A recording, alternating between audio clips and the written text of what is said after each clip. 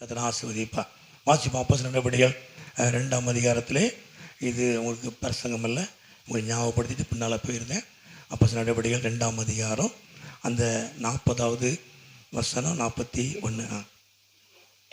இன்னும் அநேக வார்த்தைகளால் சாட்சி கூறி மாறுபாடு உள்ள இந்த சந்ததியை விட்டு விலகி உங்களை ரட்சித்துக் கொள்ளுங்கள் என்று புத்தி சொன்னான். அவனுடைய வார்த்தையை சந்தோஷமாக ஏற்றுக்கொண்டவர்கள் ஞானஸ்நானம் பெற்றார்கள். அன்றைய தினம் ஏறக்குறைய 3000 பேர் சேர்த்து கொள்ளப்பட்டார்கள். அது மகிமை உண்டாவதாக. ஹல்லேலூயா, ஹல்லேலூயா. தொடர்ந்து கீழே 42 வாசிக்கிறோம். அவர்கள் அப்போஸ்தலருடைய உபதேசம், அந்யோன்யத்தில், அப்பம் பிக்கிறதுல, ஜெபம் பண்ணுறதுல உறுதியாக இருந்தாங்க. ஹல்லேலூயா. அப்போஸ்தலருடைய உபதேசம், அதாவது அந்யோன்யம், ஒரு ஐக்கியம், குடும்பத்துக்குள்ள சபையில் ஒரு ஐக்கியம் இருக்கணும். அதே போல் அப்பம் பக்கிறது, கர்த்தருடைய பந்தியை நம்ம அவாய்ட் பண்ணிடக்கூடாது. எந்த சூழ்நிலையிலையும் கர்த்தருடைய பந்தியில் நீங்கள் புதுசாக ஞானசம் எடுத்தவர்களும் ஏற்கனவே எடுத்தவர்களும் கர்த்தருடைய பந்தி நமக்கு முக்கியமானது. ஆகிய கர்த்தரோடு இரத்தத்தோடு சரீரத்தோடு நம்ம ஐக்கியப்படுகிறது, பரிசுத்தவான்களோடு கூட ஐக்கியப்படுகிற காரியம். ஆகவே அந்யோன்யம், அப்பம் பக்குதல், ஜெபம், உங்கள் வாழ்க்கையில் ஜெபம் இருக்கணும். இதில் நீங்கள் உறுதியாக இருக்கணும். அது மகிமை உண்டாவதாக. ஹல்லேலூயா. அப்போஸ்தலருடைய உபதேசம் என்பது இந்த நாட்களிலே அந்யோன்யம், அப்பம் பக்குதல், ஜெபம் பண்ணுதல். ஹல்லேலூயா. இந்த காரியத்தில் நீங்கள் உறுதியாக இருக்கணும். ஞானஸ்நானம் எடுத்த எல்லாருக்கும் எனக்கும் இல்லையா, அந்த கர்த்தருடைய பந்தியை நாம் என்ன செஞ்சிடக்கூடாது, விட்டுறக்கூடாது. அதுக்கு தகுந்தாற் போல் நீங்கள் உங்கள் வாய்ப்புகளை ஏற்படுத்தி கொள்ளுங்கள். ஆண்டவர் ஆசீர்வதிப்பார். முடியாத பட்சம் ஒன்று இருக்குது, நான் அதை ஒன்று சொல்லலை. முடிந்த அளவுக்கு நீங்கள் கர்த்தருடைய பந்தியிலே நீங்கள் கலந்து கொள்ளணும்.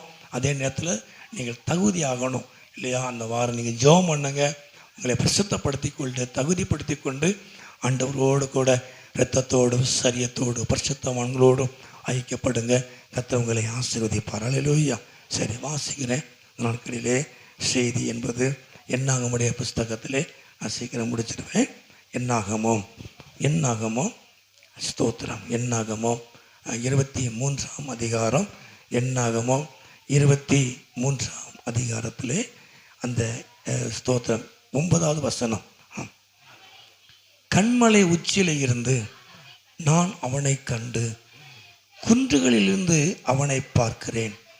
அந்த ஜனங்கள் ஜாதிகளோட கலவாதிருந்தார்கள், அவர்கள் தனியே வாசமாய் இருப்பார்கள்.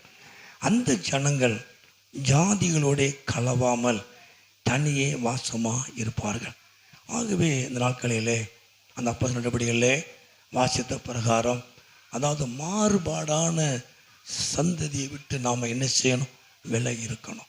கர்த்தர் மகிமை உண்டாவதாக. ஹல்லேலூயா.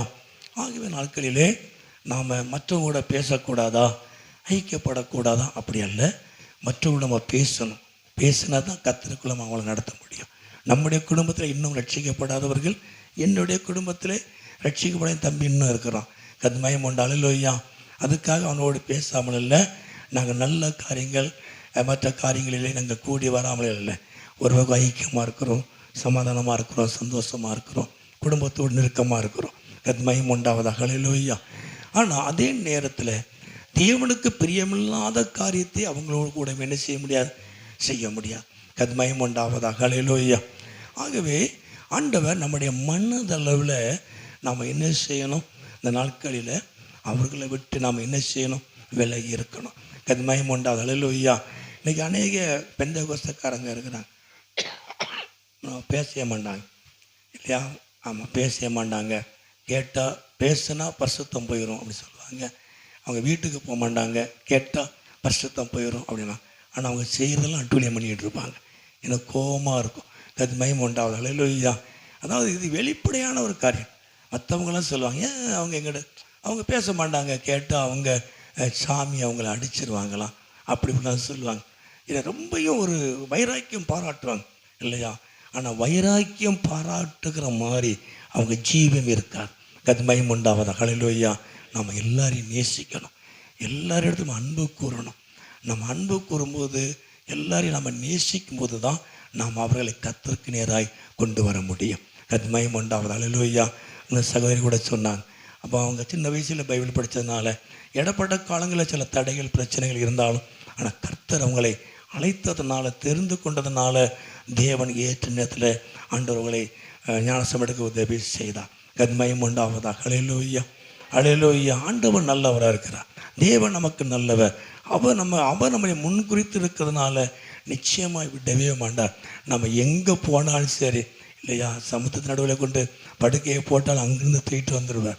கர்மயம் உண்டாவது. ஹல்லேலூயா. அவருடைய அன்பு, அவருடைய அரவணைப்பு, கர்மயம் உண்டாவது. ஹல்லேலூயா. அவர் அப்படிலாம் செய்யணும் அவசியமே கிடையாது இல்லையா, அவசியமே கிடையாது. ஆனாலும் அவருடைய அன்பு, அனாதி சிநேகம்தான் நம்மளை நிலை நிறுத்துகிறது. கர்மயம் உண்டாவது. ஹல்லேலூயா. நம்ம கோவப்படுற மாதிரி ஒருத்தவங்க ஒரு சின்ன தப்பு பண்ணால் கோவப்படுறோம், எரிச்சல் படுறோம், அவங்கள தள்ளி விடுகிறோம். ஆனால் இதே மாதிரி ஆண்டவர் நினைச்சார்னா நம்ம எங்கேயோ போயிருப்போம் இல்லையா. கர்மயம் உண்டாவது. ஹல்லேலூயா. ஆனால் அப்படி இல்லாமல் பிரியமில்லாத காரியத்தை செய்தால், நமக்கு எரிச்சலையும் வேதனைகளையும் உண்டு பண்ணக்கூடிய காரியங்களை செய்தாலும் நம்ம அவங்களுக்கு ஜெபம் பண்ணணும். கர்மயம் உண்டாவது. ஹல்லேலூயா. அவங்கள வெறுக்கக்கூடாது, அவங்களுக்கு இருக்கிற ஆவியை வெறுக்கணும். கர்மயம் உண்டாவது. ஹல்லேலூயா. அவங்கள வெறுக்கவே கூடாது, அவங்களுக்கு இருக்கிற கிரியைகள் நம்ம வெறுக்கணும். ஹல்லேலூயா. ஆண்டவர் பாவிகளை நேசித்தார், பாவத்தை வெறுத்தார். கர்மயம் உண்டாவது. ஹல்லேலூயா. அப்போது இந்த இடத்துல அந்த பிழையாம் சொல்கிற காரியம் எல்லாம் தெரிந்த காரியம்தான். ஆனால் சிம்பிளாக முடிச்சிருந்தேன். பிழையாம் சொன்ன காரியம் இஸ்ரவேல் ஜனங்களை பார்த்து சொல்கிறான். பாலாக்கு சொல்கிறான், இந்த ஜனங்களை சபிக்கணும் அப்படின்னு சொல்கிறான். ஆனால் அந்த ஜனங்களை குறித்து அவன் சொல்லும்போது அந்த 22ஆம் அதிகாரத்தில் கூட நம்ம வாசிக்கலாம். 22 வாசிக்க வேண்டாம், 22:5 கூட வாசிக்கலாம். அதாவது எகிப்திலிருந்து ஒரு ஜனக்கூட்டம் வந்திருக்கிறது, அது பூமியின் விசாலத்தை மூடி எனக்கு எதிரே இருக்கிறாங்க. ஹல்லேலூயா. ஆகவே எகிப்து தேசத்தில் இருந்து தேவனால் விடுவிக்கப்பட்ட ஒரு ஜனக்கூட்டம் வந்திருக்கிறது. அது எப்படி வந்திருக்கு அப்படின்னா, பூமியின் விசாலத்தை மூடுகிற பெரும் கூட்டம் வந்திருக்கு. கர்மயம் உண்டாவது. ஹல்லேலூயா. தேவ ஜனங்கள் என்னைக்குமே பெருக்கம் உள்ளவர்கள். கர்மயம் உண்டாவதாக. ஹல்லேலூயா. தேவன் தேவ ஜனத்தை பெருக பண்ணுகிறவர், அவர் விருத்தி அடைய பண்ணுகிறவர், அவர் ஆசீர்வதிக்கிறவர், பெருக பண்ணுகிறவர். பாலாக்கு சொல்லுகிறான், ஒரு பெருங்கூட்டம், பூமியை எனக்கு இடமே இல்லைன்னு சொல்லுகிறான். எனக்கு கால் வைக்க இடமில்லாத அளவுக்கு ஒரு கூட்டம் வந்திருக்கிறது, ஒரு பெருங்கூட்டம் வந்திருக்கிறது. கர்மயம் உண்டாவதாக. ஹல்லேலூயா. ஒரு பெருங்கூட்டம் வந்திருக்கிறது, அது எனக்கு எதிரே வந்திருக்கிறது சொல்லுகிறான், எனக்கு எதிரே வந்திருக்கிறேன்னு சொல்லுகிறான். அப்படிப்பட்ட கூட்டத்தை அவன் சபிப்பதற்காக இந்த பிழையாம், தேவனுடைய மனுஷனாக இருக்கிற பிழையாம் இல்லையா, அவன் ஒரு தீர்க்கதரிசி, அவன் சொன்னா நடக்கும், அவனை கொண்டு வந்தான் இந்த ஜனங்களை சபிக்கணும். ஹல்லேலூயா. ஆனால் அவன் சொல்லுகிறான், ஆண்டவர் அந்த ஜனங்களை பார்த்து அவன் சொல்லும் பொழுது, அந்த ஜனங்கள் ஜாதிகளோடு கலவாமல் தனித்து இருக்கிற ஒரு ஜனம். ஹல்லேலூயா. தீர்க்கதரிசியும் பெரிய ஆள், இவன் சபிக்கத்தான் வந்தான், பணத்துக்கு ஆசைப்பட்டவன். அவனை குறித்து நிறைய இடங்களை வாசிக்கலாம் இல்லையா. அவன் பணத்துக்காக வேண்டி தீர்க்க தரிசனம் சொல்லுகிறவன், பணத்துக்காக ஜனங்களை சபிக்கிறவன். கர்மயம் உண்டாவதா. இப்படிப்பட்ட தீர்க்க தரிசனம் இன்னைக்கும் இருக்கிறாங்க இல்லையா. ஆனால் தேவ ஜனத்தை சபிக்கும்படி, அந்த பெருக்கத்தை தடை செய்யும்படி அவன் கடந்து வந்த பாலாக்குடைய பேச்சை கேட்டு அவன் கடந்து வந்த அந்த பிழையாம் இப்போ சொல்லுகிறான். அவன் என்ன சொல்லுறான், இந்த ஜனங்கள், அதாவது அந்த ஜனங்கள் ஜாதிகளோடு கலவாமல் தனித்து இருக்கிற ஒரு தனி தன்மை உள்ள ஒரு ஜனம். கர்மயம் ஹல்லேலூயா. சபிக்கிறவன் இல்லையா, ஜனங்களை பார்த்து சபிக்கணும்னு நினச்சி வந்தவன் இல்லையா, அந்த ஜனங்களை பார்க்குறான். அவன் தேவனுடைய ஊழியக்காரன், தீர்க்கதரிசியாக இருந்தாலும் தேவனுக்கு பிரியமில்லாத காரியத்தை செய்கிறவன், செய்ய வந்தவன். ஆனால் ஆண்டவர் அவங்களுக்கு எப்படி காமித்தார் அப்படின்னா, இது தனி தன்மை உள்ள ஒரு ஜனக்கூட்டம் வந்திருக்கு. கர்மயம் உண்டாது. ஹல்லேலூயா. இது ஏதோடு கலப்படம் கிடையாது, எந்த உபதேசத்தோடும் கலவாமல், எந்த தவறான காரியத்தோடு கலவாத ஒரு தனித்து நிற்கிற ஒரு ஜனக்கூட்டம் என்று சொன்னான். கர்மயம் உண்டாது. ஹல்லேலூயா. தேவனுக்கென்று பிரித்தெடுக்கப்பட்ட ஜனம், தேவனால் விடுவிக்கப்பட்ட ஜனம், தேவனுக்கென்று பிரித்தெடுக்கப்பட்ட ஜனம். மற்ற ஜனங்களுக்கு நடுவில் இருந்து தேவன் உங்களை பிரித்து எடுத்திருக்கிறார், அவருக்காக, அவருடைய நாமத்தின் மகிமைக்காக. கர்த்தர் நாமத்தின் மகிமை உண்டாவதாக. ஹல்லேலூயா. இது பிரித்தெடுக்கப்பட்ட ஒரு ஜனம் வந்திருக்குன்னு சொன்னான். ஆனால் இந்த பிரித்தெடுக்கப்பட்ட ஜனத்துக்கு தேவன் வைத்த ஆசீர்வாதம் என்ன? அந்த 20 வாசிப்போம். 20, 23, 20 என்னாகும்? இதோ ஆசீர்வதிக்க கட்டளை பெற்று அவர் ஆசீர்வதிக்கிறார், அதை நான் திருப்பவே முடியாது. இந்த தனித்திருக்கிற இந்த ஜனக்கூட்டம் இருக்கிறது, கர்த்தருக்காக தனித்து நிற்கிற, எந்த காரியத்திலையும் கலப்படம் இல்லாமல் கலவாமல் ஆண்டவரை ஏற்றுக்கொண்டாலும் உலகப்புறமாக செய்கிற காரியம் இல்லையா? மற்றவங்க பேச்சை கேட்டு தேவனுக்கு பிரியமில்லாத காரியத்தை செய்கிறேன் கேட்டால் நமக்கு வேறு ஏதாவது தப்பு ஆயிரும், தவறாயிரும் இல்லையா? ஆண்டவர் சொன்ன ஆண்டவர் சொல்ல, ஆண்டவர் பற்றிக்கு ஆண்டவர்கிட்ட பேசுங்க. கர்த்தர் என்ன சொல்ல அதைப்படி செய்யுங்க. ஒரு மனுஷனுக்கு பயந்து மனுஷனுடைய வார்த்தை நமக்கு தவறாயிருமோன்னு சொல்லி இல்லையா, நம்ம எந்த காரியத்தை என்ன செய்யக்கூடாது? தேவனுக்கு பிரியமில்லாத காரியத்தை செய்யக்கூடாது. கத்மயம் உண்டாவதாக. ஹல்லேலூயா. அது ஜாதிகளோடு மற்ற ஜனங்களோடு தேவனுக்கு பிரியமில்லாத காரியத்தில் கலவாமல் தனித்து நிற்கிற தனித்துவம் பெற்ற ஜனங்களுக்கு தேவன் ஆசீர்வதிக்கிறார். கத்மயம் உண்டாவதாக. ஹல்லேலூயா. அந்த ஆசீர்வாதம் அதை நான் திருப்பவே முடியாது சொல்கிறான். தேவன் ஒரு மனிதனை ஆசீர்வதித்தால், தேவன் ஒரு குடும்பத்தை ஆசீர்வதித்தால், தனித்து கர்த்தருக்காக தனித்து நிற்கிற ஜனத்தை ஆண்டவர் ஆசீர்வதிக்கும் பொழுது அந்த ஆசீர்வாதத்தை நான் திருப்பவே முடியாது. தேவன் ஆசீர்வதிக்கிறதை யாரும் தடை செய்ய முடியாது. அல்லேலூயா. அவர் செய்ய நினைக்கிற காரியம் தடைபடாது. கர்த்தர் உங்களுக்குன்னு செய்ய நினைக்கிற காரியம் தடைபடாது. நீங்க பயப்படாதீங்க. அது தடை பண்ணிருமோ, இது தடை பண்ணிருமோ, அவங்க ஏதாவது பண்ணிருவாங்களா, இவங்க ஏதாவது, ஒன்றும் பண்ணாது. கத்மயம் உண்டு. அல்லேலூயா. கர்த்தர் உங்களை முன்குறித்து இருக்கிறார். அவர் உங்களை அழைத்து இருக்கிறார். அவர் உங்களை முன்குறித்து தாயின் கற்பத்திலே அவர் தெரிந்து கொண்ட தேவன், பெயர் சொல்லி அழைத்த தேவன். அவருக்கு அன்னைக்கு தேவன், அன்னைக்கு தான் பேர் வைக்கிறோம். அன்னைக்கு அவருக்கு தெரியும், அன்னைக்கு அவர் பேர் வைத்தவர். தாயின் கற்பத்தில் தெரிந்து கொண்ட தேவன். எங்களை கர்த்தருக்காக தனித்து நிற்கும் பொழுது, கர்த்தருக்காக மற்ற காரியத்திலே கலவாதபடி இல்லையா, மற்ற ஜனங்களோடு கலவாதபடி, காரியங்களிலே தவறான காரியத்திலே நீங்கள் கலவாதபடி, கலப்படம் இல்லாமல் நீங்கள் கர்த்தருக்காக நிற்கும் பொழுது ஆண்டவர் உங்களை ஆசீர்வதிக்கிறார். அல்லேலூயா. அவன் சொல்லுகிறான், அவர் ஆசீர்வதிக்கிறார், அதை நான் திருப்பக்கூடாது, திருப்ப முடியாது. தேவன் ஆசீர்வதித்ததை நாம் மாற்றவே முடியாது. அல்லேலூயா.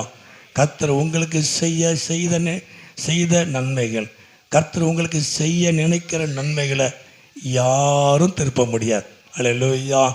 அல்லேலூயா. தேவன் ஒரு வாசலை திறந்தால் திறந்தது தான், பூட்டினா பூட்டது தான் இல்லையா? எல்லாமே அவர் கையில் தான் இருக்குது. திறக்கிறதும் பூட்டுக்கிறதும் அவர் கையில் தான். கர்த்தர் உங்களுக்குன்னு வாசலை திறந்தா யாரும் அதை அடைக்க முடியாது. அல்லேலூயா. கர்த்தர் வாசலை பூட்டுனா யாரை கொண்டும் எவரை கொண்டும் திறக்க முடியாது. கத்மயம் உண்டாவது. அல்லேலூயா. தேவன் அவர்களை ஆசீர்வதிக்கிறார். கர்த்தர் அவரை ஆசீர்வதிக்கும் பொழுது நான் அதை திருப்ப முடியாது. பாலாக்கிட்ட சொல்றான், நான் திருப்ப முடியாதுப்பா, நான் சபிக்க முடியாது அப்படி சொல்றான். 24:1 வாசிக்கிறோம்ல. 24:1 இஸ்ரவேலை ஆசீர்வதிப்பதே கர்த்தருக்கு பிரியம் என்று பிள்ளையாம் சபிக்குன்னு வந்த தீர்க்கதரிசிக்கிட்ட அவன் பார்க்குறான் இல்லையா?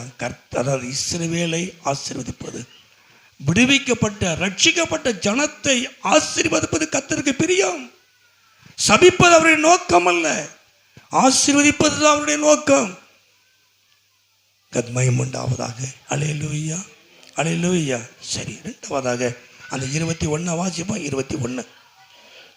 அவர் யாக்கோபிலே அக்கிரமத்தை காண்கிறதும் இல்லை, இஸ்ரவேலிலே குற்றம் பார்க்கிறதும் இல்லை.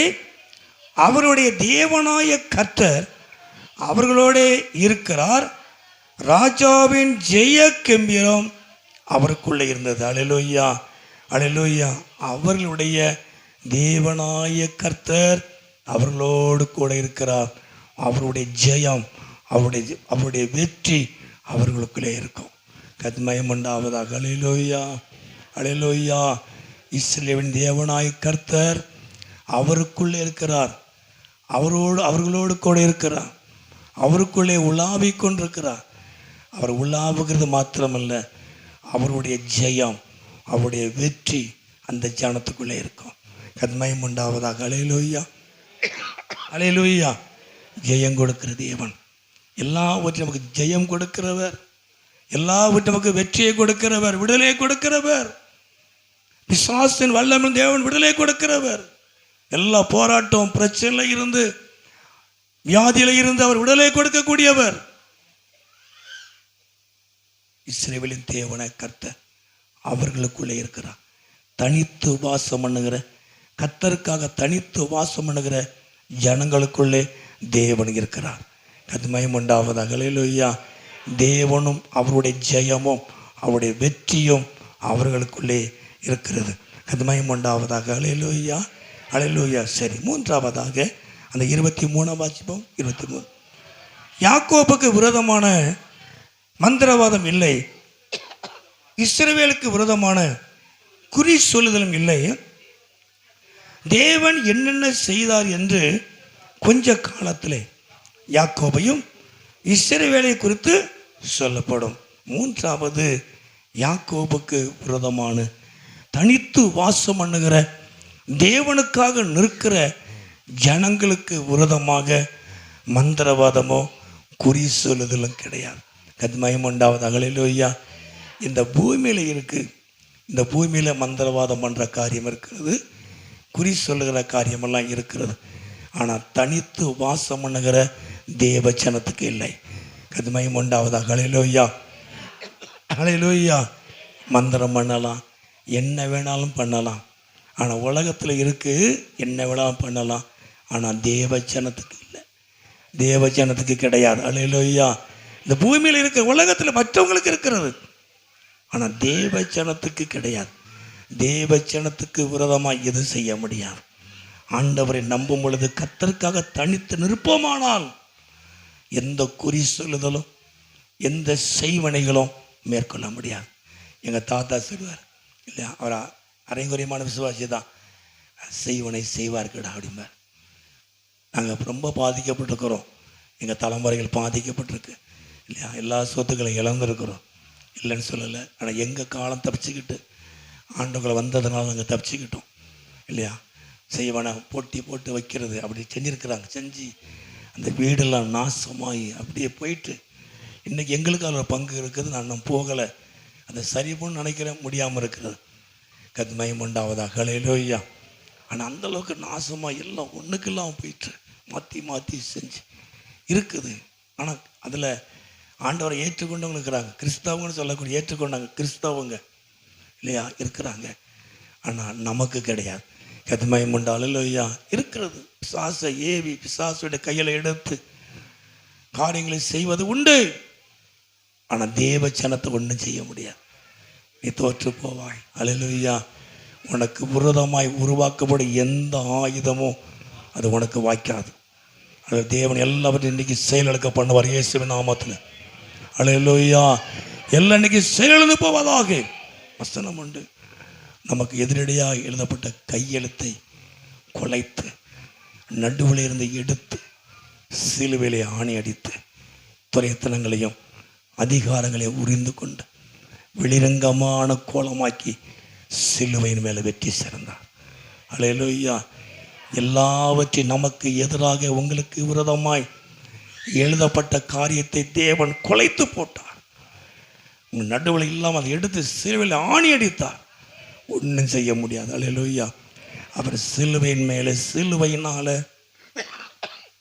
உங்களுக்கு ஜெயத்தை கொடுத்திருக்கிறார். ஆண்டவங்களை ஆசீர்வதிப்பார். நீங்கள் பயப்படாதீங்க. ஆண்டவருக்காக நீங்கள் தனித்து நிற்கும் பொழுது எந்த மந்திரமும் எந்த குறி சொல்லுதலும் உங்களை மேற்கொள்ள முடியாது. உங்களுக்கு வேலை செய்யாது, அவங்களுக்கு வேலை செய்யாது, தோற்று போவார்கள். கத்மயம். அல்லேலூயா. நம்முடைய தெய்வம், நீங்களும் நானும் ஆராதிக்கிற தேவன் வானத்தையும் பூமியை உண்டாக்கின கர்த்தர்.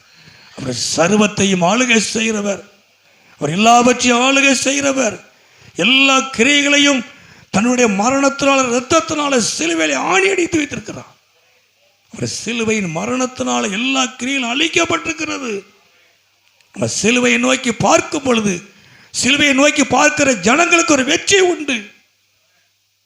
சிலுவையை நோக்கி பார்க்கணும். எனக்காக அடிக்கப்பட்ட சிலுவை, எனக்காக இயேசு அடிக்கப்பட்டார், சிலுவையில் அடிக்கப்பட்டார்.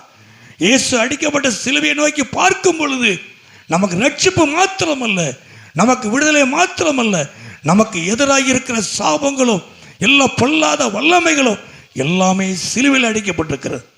மரத்திலே தூக்கப்பட்ட எவனும் சபிக்க எழுதியிருக்கிற பிரகாரம் நியாயப்பிரமாணத்தினுடைய சாபத்துக்கு என்னையும் உங்களையும் விலக்கி ரட்சித்திருக்கிறார். அல்லேலூயா. ஒன்றும் மேற்கொள்ள முடியாது. எல்லாம் சிலுவையிலே ஆணடிக்கப்பட்டிருக்கிறது. அல்லேலூயா. நானும் நீங்கள் சிலுவையை நோக்கி பார்க்கும் பொழுது எந்த பில்லி சூனி ஆவிகளும் குறி சொல்லுகிற ஆவிகளும் உங்களுக்கு விரோதமாக இருக்கிற எந்த காரியமும் மேற்கொள்ள முடியாது. நான் ஒன்று நினைக்கிறீங்க, ஒன்று நினைக்கலாம். சிலுவையை பார்க்கும்போது எனக்கு ரட்சிப்பு மாத்திரமல்ல, எனக்கு விரோதமாக எழுதப்பட்டது எல்லாம் அந்த சிலுவையிலே அடிக்கப்பட்டிருக்கு. அல்லேலூயா. இயேசுடைய சிலுவையில் அடிக்கப்பட்டிருக்கிறது. அவர் மரித்த சிலுவையில் அடிக்கப்பட்டிருக்கிறது. ஒன்று உங்களை மேற்கொள்ள முடியாது, ஒன்று உங்களை சேதப்படுத்த முடியாது. அது மகிமையுண்டாவதாக. அல்லேலூயா, அல்லேலூயா. சரி, நான்காவதாக அந்த 22ஆம் வாக்கியம், 22ஆம் வசனம். தேவன் அவர்களை எகிப்தில் இருந்து புறப்பட பண்ணினான். காண்டா மிருகத்துக்கு ஒத்த பலன் அவர்களுக்கு உண்டு. அது மகிமையுண்டாவதாக. அல்லேலூயா. அந்த குறி சொல்லக்க நிறைய காரியத்தை சொல்லலாம். சவலை சொல்லலாம், இந்த பிள்ளையாம் விழுந்து போனத காரியத்தை சொல்லலாம். நேரங்கள் இல்லை. கத்து மகிமையுண்டா. அல்லேலூயா. ஆனால் அந்த பூமியில் இருந்தாலும் உங்களுக்கு இல்லை, உங்களை யாரும் ஒன்றும் செய்ய முடியாது. ஆனால் இயேசுவோடு நம்ம இருக்கணும். அல்லேலூயா. நம்ம தனித்து இருக்கணும். இயேசுவை நோக்கி பார்க்கும் பொழுது ஒன்று உங்களை சேதப்படுத்தாது. இன்னைக்கு முடிவெடுங்க, நான் இயேசுவை நோக்கி நான் பார்க்குறேன். அல்லேலூயா. நான் இயேசுவை நோக்கி பார்க்கறதுனால எனக்கு விரோதமாக யார் ஒன்றும் பண்ண முடியாது. அல்லேலூயா. ஒன்றும் செய்ய முடியாது. அல்லேலூயா. அது அவங்களுக்கே ரிட்டர்ன் ஆயிரும். அல்லேலூயா. அது நான் என் வாய்களை சொல்லக்கூடாது. நிறைய நடந்திருக்கு, நான் பார்த்துருக்குறேன், என் கண்ணால் பார்த்துருக்குறேன். அல்லேலூயா. என் கண்ணால் பார்த்துருக்குறேன். 2001 நான் பார்த்துருக்கேன். என் கண்ணால் எனக்கு செஞ்ச காரியம் அப்படி ரிட்டர்ன் ஆகி விழுந்து காலை கையில் முறிச்சிட்டு வந்தார். கது மகிமையுண்டா. அல்லேலூயா. நான் யாரும் ஆளை சொல்ல மாட்டேன். அவர் ஒரு பிள்ளையா மாதிரி ஒரு தீர்க்கதரிசி, பிள்ளையாமை போல் அவர் ஒரு ஊழியக்காரர். கது மகிமை. நான் நம்பவே இல்லை மற்றவங்களாம் சொல்லும்போது. அப்படிலாம் செய்வாங்களே, எவ்வளோ பிரச்சனைகள் இருந்தாலும் ஒரு ஊழியக்காரங்க அப்படிலாம் செய்வாங்க. செய்வார். அவர் அதுலேருந்து வெளியே வந்தவர். செய்வார். ஜெபம் பண்ணுங்கணும். நானும் என் மனைவியும் கையை பிடிச்சி ஜெபம் பண்ணோம். நைட்டில் சனிக்கிழமை கையை பிடிச்சி ஜெபம் பண்ணோம். ஞாயிற்றுக்கிழமை விடுதலையோடு ஆராயம் நடத்தினோம். மறுநாள் செய்தி எல்லாத்தையும் விழுந்து நுரைக்கிட்டு வச்சார். அந்த இடமே இல்லை, எல்லாத்தையும் விற்றுட்டு அள்ளிட்டு போயிட்டார். பல லட்சங்களை கையில் வச்சுருந்தார். கத்மயமுண்ட. அல்லேலூயா. எனக்கு ஒரு சின்ன கருத்தை செஞ்சுருக்கலாம். என் ஆண்டவராகி தெய்வம் இயேசு என்னை ரட்சித்தார். கத்மயமுண்ட. அல்லேலூயா. இதே பகுதியில் என் தேவனை நிலை நிறுத்தினான். ஆனால் என்ன செய்வேன், நான் இன்னும் உண்மையாக இருக்கணும். நான் இன்னும் ஆண்டவருக்கு உண்மையாக இருக்கணும், பரிசுத்தமாக இருக்கணும். நான் கர்த்தருக்காக இன்னும் நான் ஓடணும். என் தெய்வம் என்னை வெட்கப்படுத்தாதபடி என்னை நிலைநிறுத்திருக்கிறான். அவ்வளோ வசதி, அவ்வளோ பணங்கள், ஒரு பெரிய காரியத்தை அந்த இடத்தெல்லாம் சொல்ல மாட்டேன், எல்லாருக்கும் தெரியும். எல்லாத்தையும் வித்து அழிச்சிட்டு போயிட்டார். கத்மயம் உண்டாவதா. எனக்கு செஞ்ச ஒரு சின்ன காரியத்துக்காக நான் தேவனுக்காக இந்த பகுதிக்கு வந்தவன். கத்மயம் உண்டாவதா. அல்லேலூயா. பல காரியங்களை நாங்கள் சந்திச்சிருக்கிறோம். என் ஆண்டவர் என்னை கைவிடவே இல்லை. கத்மயம் உண்டாவதா. அல்லேலூயா. எனக்கு ஒரு சின்ன இடத்தை கொடுத்தாலும் கர்த்தர் ஆசீர்வதித்திருக்கிறார். கத்மயம் உண்டாவதா. அல்லேலூயா. எது உங்களை மேற்கொள்ள முடியாது. நான்காவதாக, தனித்து நிற்கிற ஜனங்களுக்கு என்றைக்குமே காண்டாமிருகத்துக்கு ஒத்த பலன் அவர்களுக்குள்ளே இருக்கும், உங்களுக்கு இருக்கும். என்ன பலன்? சாதாரண பலன் அல்ல, காண்டாமிருகத்துக்கு ஒத்த பலன் உங்களுக்கு இருக்கும். கத்மயம் உண்டாவதாக. அல்லேலூயா. ஆண்டவருக்காக தனித்து நிற்கிற ஜனத்துக்கு, ஆண்டவருக்காக எதிலையும் கலவாதபடி, கலப்படம் இல்லாதபடி கர்த்தருக்காக நீங்கள் நிற்கும் பொழுது உங்களுக்கு ஒரு பலன், ஒரு தெய்வீக பலன், உன்னதத்தின் பலன் உங்களுக்குள்ளே இருக்கும். கத்மயம் உண்டு. அல்லேலூயா. சரீர பிரகாரமாக எவ்வளோ பலகீனம் இருந்தாலும் உங்கள் ஆவி பலனாக இருக்கும், உற்சாகமாக இருக்கும். அல்லேலூயா. அல்லேலூயா. ஆகிய நாட்களிலே நான்காவதாக, காண்டாமிருகத்துக்கு ஒத்த பலன் உங்களுக்கு உண்டு. கடைசி ஐந்தாவதாக அந்த 8ஆம் வசனம் வாசிப்போம். 8ஆம் வசனம் 8. தேவன் சபிக்காதவனை நான் சபிப்பது எப்படி? கர்த்தர் வெறுக்காதவனை நான் தேவன் வெறுக்காதவர். அல்லேலூயா. அல்லேலூயா. எல்லாம் சொல்லுமா, கர்த்தர் என்னை வெறுக்காதவர். அல்லேலூயா. அல்லேலூயா. நம்ம சங்கீதத்தில் 22:24 வாசிக்கிறோம், உபத்திரப்பட உபத்திரத்தை அற்பமாக எண்ணாமலும் அருவருக்காமலும் தம்முடைய முகத்தை அவனுக்கு மறைக்காமலும் அவனுடைய சத்தத்தை கேட்டார். அல்லேலூயா. அந்த வசனத்துடைய தன்மையை பாருங்களேன் இல்லையா. அப்படியானால் அற்பமாய் எண்ணினார்கள், அப்படி தானே இல்லையா. அற்பமாய் எண்ணினார்கள், அவனை கண்டு அருவருத்தார்கள் இல்லையா. அவனை கண்டு அருவருத்தார்கள், அவனை கண்டு முகத்தை திருப்பி கொண்டார்கள், அப்படி தானே அர்த்தம் இல்லையா. மக்கள் ஜனங்கள் அப்படித்தானே அவனுடைய உபத்திரத்தை பார்த்து எப்படி என்ன செஞ்சாங்க, அற்பமாக எண்ணாங்க இல்லையா. தேவன் அற்பமாக எண்ணலை, ஆனால் மக்கள் ஜனங்கள் அவனுடைய உபத்திரத்தை அவனுடைய கஷ்டத்தை பார்த்து பிரச்சனையை பார்த்து அவனை அற்பமாக எண்ணாங்க, அவனை அருவருத்தாங்க. அதே மாதிரி அவனுடைய தன்னுடைய முகத்தை அவனுக்கு திருப்பிக்கிட்டாங்க. ஆனால் தேவன் அற்பமாக எண்ணாதவர், அல்லேலூயா, அருவருக்காதவர், தம்முடைய முகத்தை அவனுக்கு மறைக்காமலும் இருந்து அவன் சத்தத்தை கேட்டார். அல்லேலூயா. இப்படிப்பட்ட சமுதாயம் உலகத்தில் இருந்து நம்முடைய குடும்பத்தார்கள் மத்தியில் இருந்து தேவன் உங்களை வெறுக்காதவராக இருக்கிறார். அல்லேலூயா, அல்லேலூயா. நான் உன்னை வெறுத்து விடவில்லை, என் நீதின் வலது கரத்தில் உன்னை தாங்குவேன், நான் உன்னை வெறுக்கவே இல்லை. அல்லேலூயா. தேவன் ஒருவர் தான் உங்களை வெறுக்காதவர். அல்லேலூயா. உங்களுடைய காரியங்களை கண்டு வெறுக்கலாம், உங்கள் பொருளாதாரத்தை கண்டு வெறுக்கலாம், எரிச்சப்படலாம். ஆனால் கர்த்தர் வெறுக்காத ஒரு நல்ல தேவன், சபிக்காத நல்ல தேவன். கதுமையும் உண்டாவதாக. அல்லேலூயா. காரணம் இல்லாத சாபம் பலிக்காது, பயப்படக்கூடாது. கதுமையும் உண்டாவதாக. அல்லேலூயா. 5வது, அவர் சபிக்காதவர், அவர் உங்களை வெறுக்காதவர், உங்களை நேசிக்கிறவர். கதுமையும் உண்டாவதாக. அல்லேலூயா. அந்த வசனத்தை வாசிங்க, முடிச்சிருவோம். அந்த வசனத்தை வாசிங்கள. சங்கீதம் 22:24. உபத்திரப்பட்டனுடைய உபத்திரத்தை அற்பமாய் எண்ணாமலும் அருவருக்காமலும் தம்முடைய முகத்தை அவனுக்கு மறைக்காமலும் இருந்து தம்மை நோக்கி அவன் கூப்பிடுகையில் அவனை கேட்டறினான். அல்லேலூயா. அப்போ மறுபடியும் சொல்லிட்டா, உபத்திரத்தை பார்த்து அற்பமாக எண்ணாங்க, அவனை அருவருத்தாங்க, தம்முடைய முகத்தை கண்டு அவனை கண்டு முகத்தை திருப்பிக்கிட்டு போயிட்டாங்க இல்லையா. அவன் சத்தத்தை அவனை கொஞ்சம் கூட அவன் சத்தத்தை கேட்காதவங்க, அதை உதவி செய்யாதவங்க. அல்லேலூயா. ஆனால் ஆண்டவர் அவனுடைய உபத்திரத்தை கண்டு அவனை அற்பமாக எண்ணாதபடி, அவனை அருவருக்காதபடி அவன் சத்தத்துக்கு செவி கொடுத்து கர்த்தர் கனப்படுத்தினான். கர்த்தர் உண்டாவதாக. அல்லேலூயா. தேவன் உங்களை வெறுக்காதவர், அவர் உங்களை நேசிக்கிறவராக இருக்கிறார். நிச்சயமாக இந்த சமுதாயம், இந்த குடும்பம் உங்களை அற்பமாக எண்ணும் இல்லையா, உங்களை அருவருக்கும், தன்னுடைய முகத்தை திருப்பிக்கிட்டு போயிடும். உங்களை பார்த்தா உங்களை பிடிக்காமல் என்ன செஞ்ச முகத்தை அவன் மேற்க பார்த்தா கிழக்காமல் திரும்பிடும், பக்கவாதம் வந்த மாதிரி திரும்பிடும் இல்லையா. ஒரு சைடாக பக்கவாதம் வந்தவன் அப்படி தான் இருப்பான், பார்த்துருக்கீங்க, ஒரு சைடாக தான் இருப்பான் இல்லையா. ஆனால் தேவன் இயேசு நேசிக்கிறார்.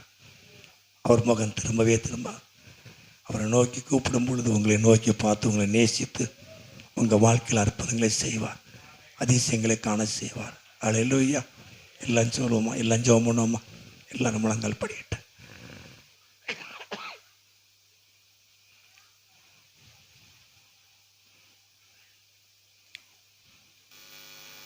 எல்லாரும். அல்லேலூயா. எல்லாம் ஜெபம் பண்ணுமா. ஸ்தோத்திரம்,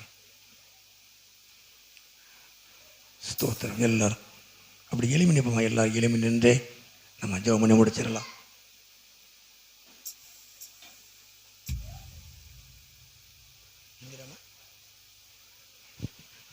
ஒரு 5 காரியத்தை நான் சிம்பிளாக சொன்னேன், அங்கங்கே போய் விளக்கம் சொல்லலை. இந்த ஜனங்கள்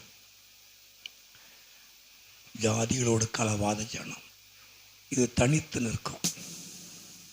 மாறுபாடான சந்தியதை விட்டு விலகுவது அப்போஸ்தலருடைய உபதேசம், தேவன் விரும்புகிற காரியம். நான் அவர்களுக்குள்ளே உலாவி அவர்கள் தேவனாய் இருப்பேன், அவர்கள் என் ஜனமாய் இருப்பார்கள்.